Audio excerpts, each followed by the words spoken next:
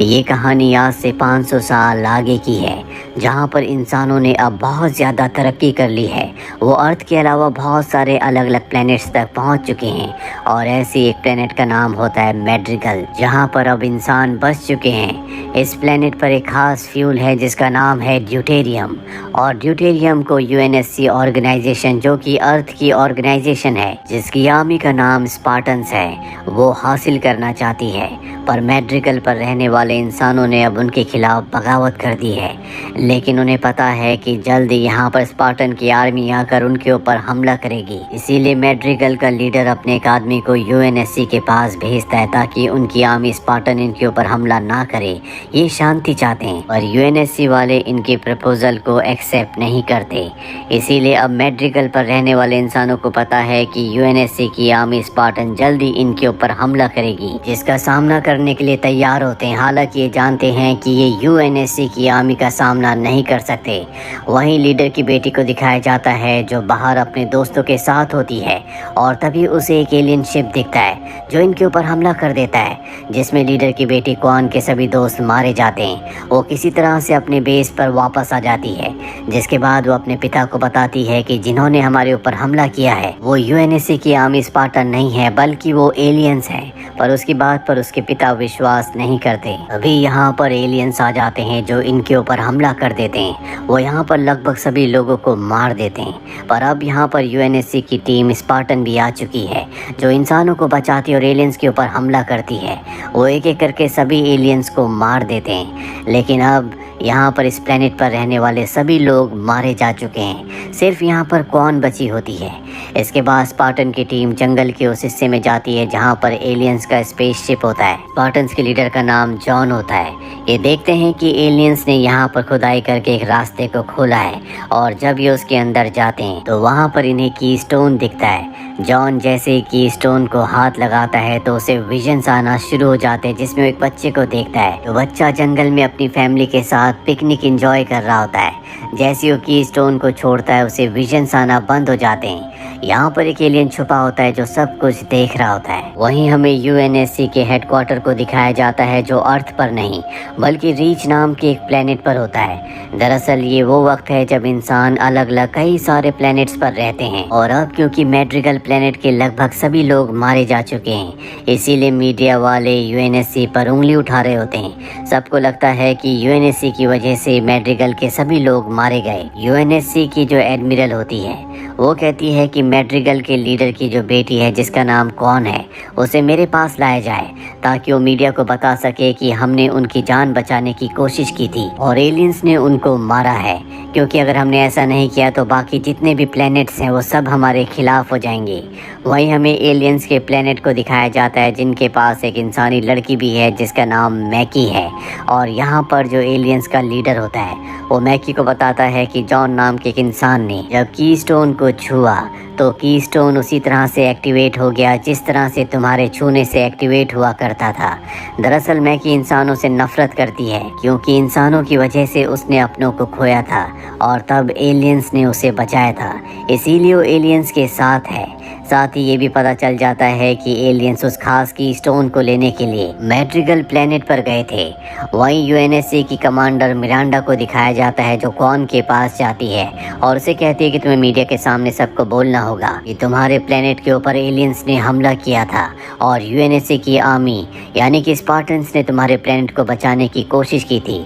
Kuan कहती है कि मैं ऐसा तभी कहूँगी जब तुम हमेशा के लिए हमारे प्लेनेट को छोड़ दोगे, उसे आज़ाद कर दोगे, नहीं तो मैं मीडिया के सामने ये कहूँगी कि तुमने हमारे प्लेनेट को तबाह किया है और मुझे किडनैप कर लिया।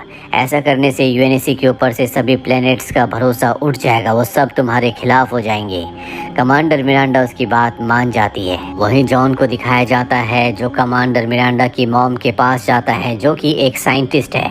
वो उन्हें बताता है कि जब मैंने कीस्टोन को छुआ तो मुझे एक बच्चे के विजन्स आए जो जंगल में अपनी फैमिली के साथ था। ये सुनने के बाद वो हैरान हो जाती है क्योंकि उसने अपने ही विजन्स को देखा था। दरअसल मिरांडा की मॉम ने ही यानी कि साइंटिस्ट ने ही उसकी यादों से सब कुछ मिटा दिया था। वो जॉन से कहती है कि तुम्हें कीस्टोन से दूर रहना होगा क्योंकि वो नहीं चाहते कि जॉन की यादें वापस आए। वहीं जॉन को दिखाया जाता है जो स्पेसशिप से हेडक्वार्टर की तरफ आ रहा होता है, उसके साथ कौन भी होती है।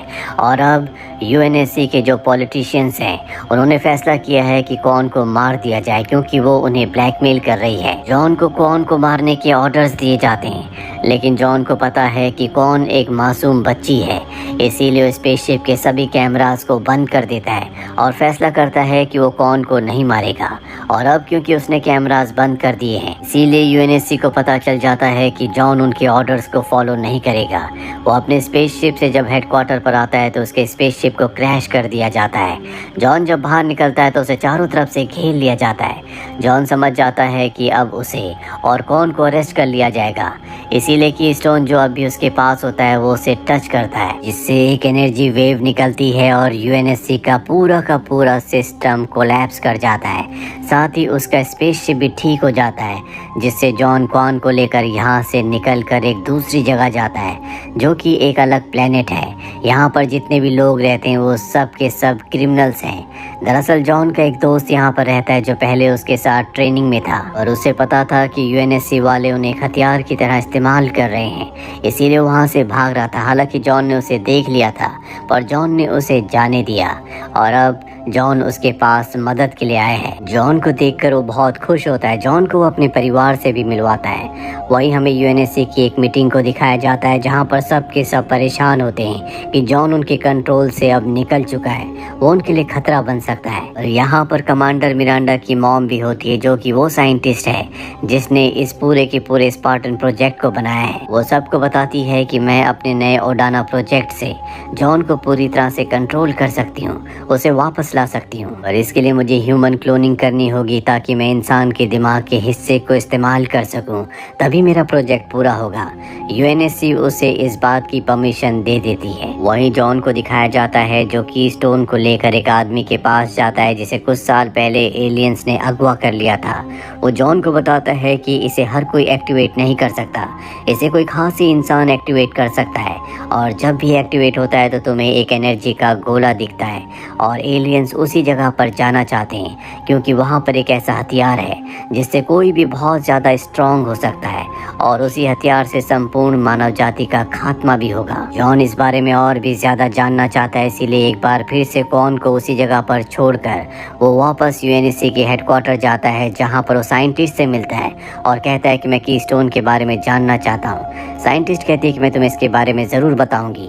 वही साइंटिस्ट ने अपने क्लोन को बना लिया होता है जिसे अब वो जिंदा कर देती है, पर जिंदा करने के बाद वो उसके दिमाग के एक हिस्से को निकाल के जॉन की बॉडी उसके दिमाग के एक हिस्से में इंजेक्ट कर देती है और तभी वो कोटाना बुलाती है जो कि उसके प्रोजेक्ट का नाम है। कोटाना बोलते ही वहाँ पर एक एआई रोबोट आ जाती है जिसे वो देख सकती है। ये देखकर वो बहुत खुश होती है कि उसका प्रोजेक्ट, उसका जो एक्सपेरिमेंट था वो पूरी तरह से सफल रहा। एआई कहती है कि मैं जॉन के पूरे दिमाग पर कंट्रोल नहीं कर पा रही। साइंटिस्ट कहती है कि मैंने जानबूझकर तुम्हें जॉन के दिमाग के एक छोटे से हिस्से में डाला है, इसीलिए ऐसा हो रहा है। वहीं दूसरी तरफ यूएनएससी के स्पेसशिप को दिखाया जाता है जो अंतरिक्ष में कहीं जा रहा होता है और तभी उनके सामने एलियंस का स्पेसशिप आ जाता है जिसके अंदर से एक लड़की उनसे संपर्क करती है और डरी हुई आवाज़ में कहती है कि मेरे पूरे परिवार को एलियंस ने मार दिया, मुझे मदद की ज़रूरत है, मैं इसमें अकेली हूँ।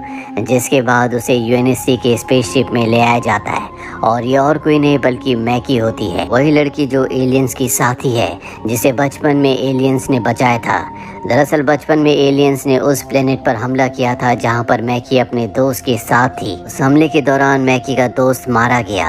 एलियन मैकी को भी मारने के लिए आगे बढ़ता है लेकिन तभी उसका एक डिवाइस अपने आप ही एक्टिवेट हो जाता है जिससे एलियन उसे नहीं मारते और अपने साथ अपने प्लेनेट पर ले आते हैं, जिसका मतलब ये है कि मैकी के अंदर कोई खास बात है जो दूसरे इंसानों के अंदर नहीं है और एलियंस उसे इस्तेमाल करना चाहते हैं। और अब मैकी जो यूएनएससी के स्पेसशिप के अंदर आ चुकी है वो अपने अजीब से एलियन क्रिएचर से यहाँ पर सभी लोगों को मार देती है। दूसरी तरफ जॉन को दिखाया जाता है जिसे होश आ जाता है। होश आने के बाद साइंटिस्ट उसे अपने नए एक्सपेरिमेंट के बारे में सब कुछ बता देती है। साथ ही वो उसे कहती है कि तुम्हें कीस्टोन को छूना चाहिए और जब वो कीस्टोन को छूता है तो एक बार फिर से उसे अजीब अजीब से विजन्स आने लगते हैं और ऐसा करने से जॉन का जो ब्लड प्रेशर होता है बहुत ज़्यादा हाई होने लगता है, इसीलिए साइंटिस्ट उसे रोक लेती है। और अब जॉन की बॉडी के अंदर एक खास डिवाइस होता है जो उसकी फीलिंग्स को एक्टिवेट नहीं होने देता। ये बात जॉन के उस दोस्त ने जिसके पास वो कॉन को छोड़ कर आया है उसे बताई होती है और अब जॉन उस डिवाइस को अपनी बॉडी से निकाल लेता है। जब वो बाहर जाता है तो उसे वहाँ पर एक डॉग दिखता है जिससे उसके अंदर फीलिंग्स आना शुरू हो जाती है। वापस आकर एक बार फिर से कीस्टोन को टच करता है, उसे अपने विजन्स आते हैं। इस बार उसे पता चल जाता है अपने विजन्स में जिस बच्चे को देखता है वो उसी का बचपन है। वो अपने मॉम डैड को भी देखता है और इसके बाद उसके दिमाग में जो एआई है जिसका नाम कॉर्टाना है उसकी मदद से वो उस प्लेनेट को ढूंढ लेता है जिसके उसे विजन्स आते हैं। वो तय करता है कि वो उस प्लेनेट पर जाएगा। कॉर्टाना उसे बताती है कि बहुत सालों पहले वहाँ पर वायरस फैल गया था पर जॉन अब उस प्लेनेट पर जाना चाहता है। ये बात वो साइंटिस्ट को बताता है।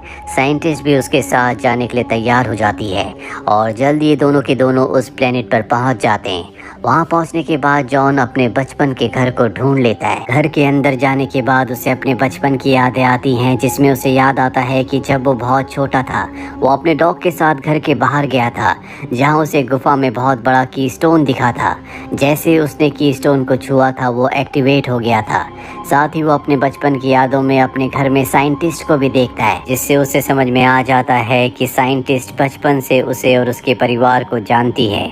वहीं दूसरी तरफ कॉन को दिखाया जाता है जो जॉन के दोस्त से कहती है मैं अपने प्लेनेट मैड्रिगल पर वापस जाना चाहती हूँ जहाँ पर मेरे पिता के कुछ ऐसे लोग भी हैं जो उनके लिए काम किया करते थे। दरअसल अब उसे पता चल चुका है कि उसके पिता की जगह वहाँ पर किसी और ने ले ली है। हालांकि जॉन का दोस्त वहाँ पर नहीं जाना चाहता क्योंकि उसने जॉन से वादा किया था कि वो कॉन को हर खतरे से बचाएगा और उसे अपने पास ही रखेगा। और जब कॉन उसे कहती है कि इस काम के बदले मैं तुम्हें अच्छे खासे पैसे दूंगी तो जॉन का दोस्त उसकी बात मान जाता है और जल्दी उसे मैड्रिगल प्लेनेट ले आता है जहाँ पर कॉन को पता चलता है कि उसके पिता के जो लोग बचे हुए हैं उन्होंने अब यूएनएससी के खिलाफ लड़ना छोड़ दिया है। तभी यहाँ पर मैड्रिगल का नया लीडर आ जाता है। इसीलिए जॉन के दोस्त को और कॉन को यहाँ से निकलना पड़ता है क्योंकि इन्हें पता है कि नया लीडर कॉन को मारना चाहता है जिसके लिए उसने किलर को भी हायर किया है। ये दोनों के दोनों अपने स्पेसशिप तक वापस पहुँचते हैं लेकिन अब इनके स्पेसशिप पर कब्जा कर लिया है। कॉन कहती है कि हमें मेरी आंट को ढूंढना होगा, इसके बाद मैं तुम्हारे पैसे और तुम्हारा स्पेसशिप तुम्हें वापस दिला दूंगी। ये जल्दी कॉन की आंट तक पहुंच जाते हैं। कॉन अपनी आंट से मिलकर बहुत खुश होती है। वो अपनी आंट से कहती है कि हमें नए लीडर के खिलाफ लड़ना होगा, साथ ही हमें अपनी जंग को जो कि यूएनएससी के खिलाफ है उसको जारी रखना होगा। यहाँ पर उसकी आंट बताती है कि आज से कई साल पहले रेगिस्तान में तुम्हारे पिता को मिस्टिक लोग मिले थे जिनसे मिलने के बाद तुम्हारे पिता ने यूएनएससी के खिलाफ जंग का ऐलान कर दिया था। और अब यहाँ पर वो किलर आ जाती है जिसे यहाँ के नए लीडर ने कॉन को मारने के लिए हायर किया है। वो कॉन की आंट को मार देती है और इससे पहले कि वो कॉन को मारती जॉन का दोस्त कॉन के साथ इस जगह से निकल जाता है। वहीं जॉन को दिखाया जाता है जो अपने बचपन की यादों से उस बड़े कीस्टोन तक पहुंच जाता है जिसके बाद साइंटिस्ट यहाँ पर यूएनएससी की अपनी टीम को बुला लेती है। ये वाला जो कीस्टोन है वो एक क्रिस्टल के अंदर बंद होता है और जब इसे निकाला जाता है तो बहुत तेज साउंड प्रोड्यूस होता है और इस साउंड का एहसास मैकी को भी होता है जिससे अब पता चल चुका है कि वो दूसरा कीस्टोन कहाँ पर है। वहीं अब जॉन अपने बचपन की यादों को और भी ज्यादा जानना चाहता है, इसीलिए वो कीस्टोन को टच करता है जिससे उसे पता चलता है कि जब वो छोटा था तो साइंटिस्ट ने उसे अगवा कर लिया था और तभी साइंटिस्ट उसके सामने आ जाती है। वो उसके ऊपर हमला करने के लिए उसकी तरफ बढ़ता है लेकिन तभी कॉर्टाना जो कि उसके नर्वस सिस्टम से कनेक्टेड है वो उसे बेहोश कर देती है। जब जॉन को होश आता है तो वो देखता है कि उसके ऊपर एलियन शिप है। दरअसल एलियंस ने यहाँ पर हमला कर दिया होता है। वो उस बड़े की स्टोन को लेने के लिए यहाँ पर आए हैं। इसमें वो कामयाब भी हो जाते हैं कि एलियन की स्टोन को लेकर स्पेसशिप में चला जाता है जिसके बाद स्पेसशिप से कुछ गिरता है और जब जॉन उसकी तरफ जाता है तो देखता है कि ये एक लड़की है जो और कोई नहीं बल्कि एलियंस की साथी मैकी है। मैकी जब जॉन को देखती है तो उसकी आंखों में आंसू आ जाते हैं और वो वहीं पर बेहोश हो जाती है। कुछ देर बाद जब उसे होश आता है तो उसके सामने कमांडर मिरांडा होती है। मैकी उसे बताती है कि जब वो बहुत छोटी थी तो एलियंस ने उसे अगवा कर लिया था और अब उसे आज़ाद किया है। जॉन भी यहाँ पर आ जाता है। मैकी जॉन को बताती है कि एलियंस उसकी स्टोन को अपने पवित्र प्लेनेट पर लेकर गए हैं। जिस तरह से तुम्हारे छूने से की स्टोन एक्टिवेट हो जाता है, उसी तरह से मेरे छूने से भी वो एक्टिवेट होता है। वही यूएनएससी की मीटिंग बैठती है जिसमें सब के सब जॉन को ब्लेम कर रहे होते हैं कि उसी की वजह से एलियन की स्टोन को ले गए, क्योंकि उसे की स्टोन की रक्षा करनी थी। लेकिन उस वक्त जॉन के एक साथी स्पार्टन की जान खतरे में थी, वो उसे बचाने के लिए चला गया था, इसीलिए एलियंस की स्टोन को अपने साथ ले गए और इसके लिए जिम्मेदार साइंटिस्ट को भी समझा जा रहा होता है। वहीं जॉन साइंटिस्ट के पास जाता और कहता है कि मुझे अगवा क्यों किया, मेरे अगवा होने के बाद मेरे परिवार का क्या हुआ, क्या उन्होंने मुझे ढूंढा नहीं।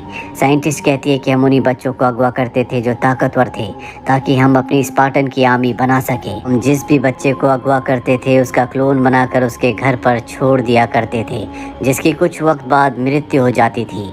और साइंटिस्ट की बेटी मांडर मिरांडा भी ये बात सुन लेती है। इसके बाद जॉन अपनी उस दोस्त के पास जाता है जिसकी जान बचाने की वजह से एलियंस की स्टोन को ले गए थे, और वो उसे स्पार्टन प्रोजेक्ट का सारा सच बता देता है। वही साइंटिस्ट जो पूरी की पूरी स्पार्टन आर्मी को कंट्रोल करती है, क्योंकि उसी ने उन्हें बनाया है, उसे उसके काम से हटा दिया जाता है, उसे यहाँ से दूर भेजा जा रहा होता है। और अब उसकी पूरी की पूरी जिम्मेदारी उसकी बेटी कमांडर मिरांडा को दे दी जाती है। मिरांडा जॉन और मैकी को बताती है कि तुम दोनों का डीएनए बाकी इंसानों से पूरी तरह से अलग है, तुम दोनों का डीएनए एक जैसा है। साथ ही यहाँ पर यूएनएससी वाले उस प्लेनेट को ढूंढ रहे होते हैं जहाँ एलियंस की स्टोन को ले गए हैं, लेकिन इन्हें उस प्लेनेट के बारे में कुछ भी पता नहीं चलता। इसीलिए जॉन मैकी के पास आता है, पर तभी उसकी तबीयत खराब होना शुरू हो जाती है। मैकी जॉन से कहती है कि की स्टोन को बार बार छूने की वजह से तुम्हारे साथ ऐसा हो रहा है। अगर तुम की स्टोन के सामने जाओ और अपने आप को सरेंडर कर दो तो तुम्हारी ताकत बढ़ जाएगी, ये स्टोन तुम्हारा गुलाम बन जाएगा। और इसके बाद जॉन छोटे वाले की स्टोन के पास जाता है जो उसे सबसे पहले मिला था। जैसे वो उसे छूता है उसे अपने बचपन की यादें आती हैं, और अगले पल वो देखता है कि वो किसी अनजान दुनिया में पहुंच चुका है। वहीं दूसरी तरफ कॉन को दिखाया जाता है जो रेगिस्तान में मिस्टिक लोगों को ढूंढ रही होती है।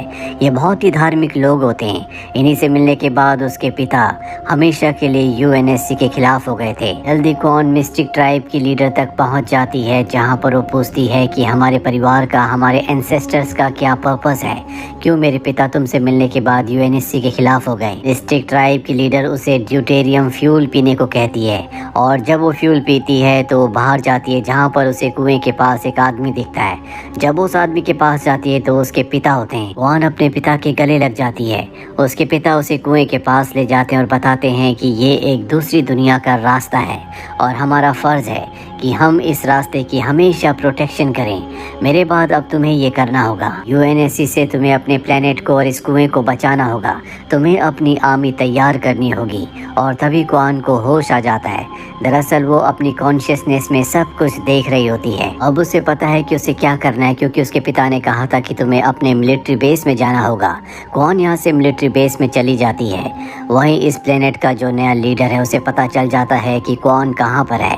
वो उसे मारने के लिए उस तरफ निकल पड़ता है, पर उससे पहले वहाँ पर जॉन का वो दोस्त जो कॉन को इस प्लेनेट पर लाया था, वो एक बार फिर से कॉन तक पहुँच जाता है। दरअसल वो कॉन को छोड़कर वापस अपने प्लेनेट पर चला गया था, क्योंकि उसने जॉन से वादा किया था, इसीलिए कॉन की रक्षा करने के लिए एक बार फिर से वापस आ चुका है। वहीं इस प्लेनेट का जो नया लीडर है वो भी अपने लोगों के साथ यहाँ पर कॉन को मारने के लिए पहुँच चुका है। कॉन और जॉन का दोस्त छुप जाते हैं। कॉन कहती है कि मुझे पता है कि यहाँ चारों तरफ हाइड्रोजन गैस की पाइपलाइंस हैं, हम ब्लास्ट करके इन सबको मार सकते हैं। और कॉन बड़ी चालाकी से उस पाइपलाइन को ब्लास्ट कर देती है, जिसमें इस प्लेनेट का नया लीडर और उसके सभी लोग मारे जाते हैं। कॉन को यहाँ बहुत सारे पैसे भी मिलते हैं, जो पैसे वो जॉन के दोस्त को उसकी मदद के बदले देती है।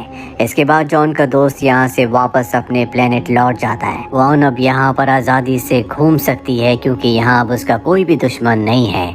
वहीं हमें मैकी को दिखाया जाता है, जो अब कहीं ना कहीं जॉन से प्यार करने लगी है, क्योंकि पिछली बार जब जॉन ने कीस्टोन को छुआ था और वो एक दूसरी दुनिया में चला गया था, तो मैकी भी वहाँ पर उसके साथ थी। मैकी और जॉन अगले दिन घूमने जाते हैं, जहाँ पर मैकी जॉन को बताती है कि जिस दुनिया में हम पहुँच गए थे शायद वही हेलो है, जहाँ पर एलियंस पहुँचना चाहते हैं। इसके बाद जॉन अपने सीनियर्स के पास आता और कहता है कि मैं चाहता हूँ कि आप मैकी को कीस्टोन को छूने दें, क्योंकि अगर वो कीस्टोन को छुएगी तो उसे दूसरे बड़े वाले कीस्टोन की लोकेशन का पता चल जाएगा। उसके सीनियर्स उसकी बात मान जाते हैं। जॉन ये बात बताने के लिए रात को मैकी के पास जाता है। ये दोनों के दोनों एक दूसरे दूसरे के बहुत करीब आ जाते हैं। और जब जॉन सो रहा होता है तो मैकी के पास मौका होता है कि वो जॉन को मार दे, क्योंकि एलियंस ने उसे इसी काम के लिए यहाँ पर भेजा था। पर अब वो जॉन से प्यार करती है, इसीलिए वो ऐसा नहीं कर पाती। वही साइंटिस्ट को दिखाया जाता है जो कोर्टाना यानी कि एआई की मदद से जॉन के ऊपर पूरी तरह से नजर रख रही होती है, क्योंकि कहीं ना कहीं उसके दिमाग के एक हिस्से में साइंटिस्ट ने कोर्टाना यानी कि एआई को उसके दिमाग में फिक्स कर दिया होता है।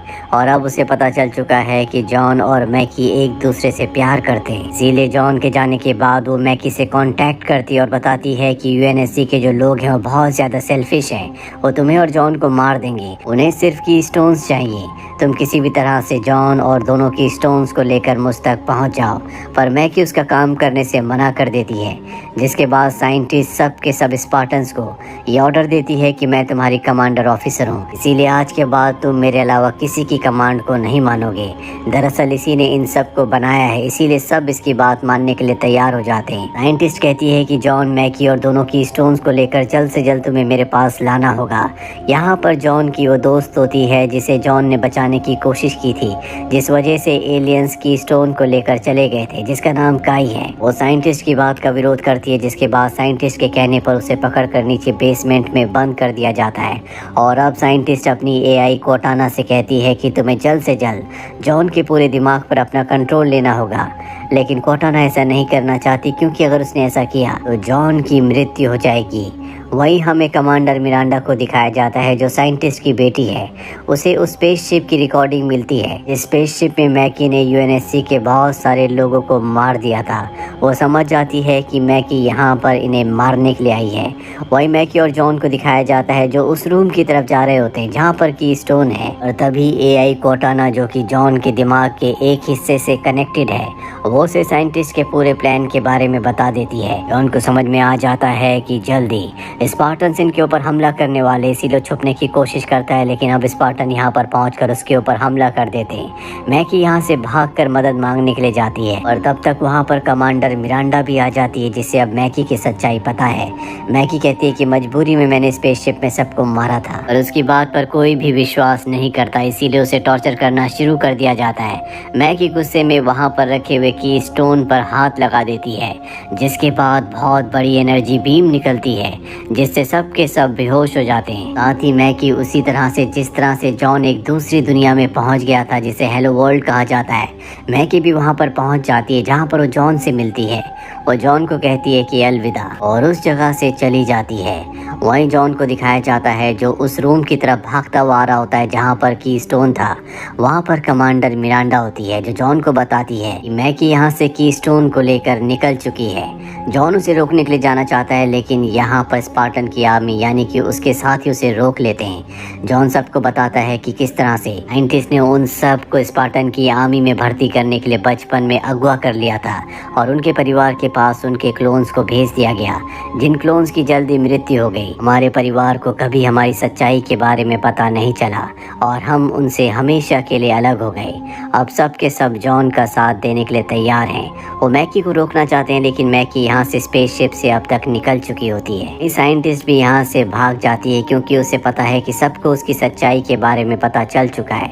वो अपने स्पेसशिप से एक प्लेनेट पर लैंड करती है, जहाँ पर उसे यूएनएससी वाले पकड़ लेते हैं, क्योंकि उन्हें पता चल चुका होता है कि वो कीस्टोन को चुराना चाहती है। वहीं जॉन अपने स्पार्टन साथियों के साथ उस प्लेनेट की तरफ निकल पड़ता है, जहाँ पर मैकी कीस्टोन को लेकर गई है। रास्ते में एआई कोर्टाना जॉन को बताती है कि मुझे साइंटिस्ट ने तुम्हारे दिमाग पर पूरा कंट्रोल लेने का आदेश दिया था, लेकिन अगर मैं ऐसा करती तो तुम्हारी मृत्यु हो जाती। वहीं साइंटिस्ट जो यूएनएससी के बेस में होती है, जिसे अब गिरफ्तार कर लिया गया है, बेस में उसकी मृत्यु हो जाती है। तभी वहां पर कमांडर मिरांडा आती है और वो समझ जाती है कि ये असली साइंटिस्ट नहीं थी, बल्कि ये उसका क्लोन था। मैकी भी की स्टोन को लेकर एलियंस के पवित्र प्लेनेट तक पहुंच गई होती है। जो काम उसे एलियंस ने दिया था वो उसने पूरा कर दिया, और अब वो की स्टोन को एलियंस के लीडर को दे देती है, जिसके बाद ये दोनों की स्टोन्स को जोड़ देते हैं। यहाँ पर जॉन भी अपने साथियों के साथ पहुँच चुका है, जो एलियंस के ऊपर हमला कर देता है, लेकिन एलियंस की तादाद बहुत ज़्यादा है। जॉन और उसके साथी उन्हें हरा नहीं सकते।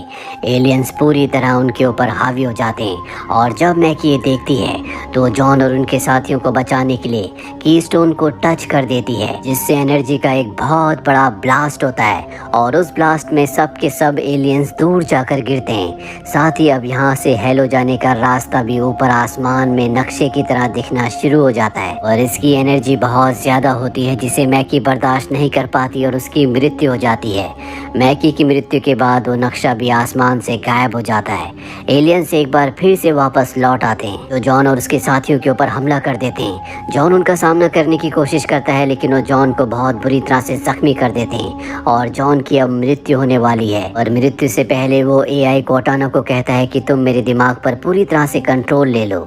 इसके बाद उसकी मृत्यु हो जाती है और एआई कोर्टाना उसके दिमाग पर पूरी तरह से कंट्रोल कर लेती है। इसके बाद कोर्टाना के कंप्यूटराइज दिमाग के सामने एलियंस टिक नहीं पाते और यहाँ पर जॉन, जिसके अंदर कोर्टाना है, वो दोनों की स्टोन्स को और अपने साथियों को लेकर स्पेसशिप से इस जगह से निकल जाती है। जॉन के छूने से इस बार की स्टोन एक्टिवेट नहीं होता क्योंकि जॉन मारा जा चुका है। जॉन जब अपने स्पेसशिप में होता है तो उसकी साथी पूछती है क्या तुम जॉन हो, पर वो उसकी बात का कोई जवाब नहीं देता। वही साइंटिस्ट को दिखाया जाता है जो अपने साथी के साथ कहीं और है। यूएनएससी वाले उसे ढूंढ रहे हैं, पर शायद उसके इरादे कुछ और ही हैं। और इसी के साथ ये वेब सीरीज़ यहीं पर ख़त्म हो जाती है। उम्मीद करते हैं कि 9 के 9 एपिसोड्स आपको पसंद आए होंगे।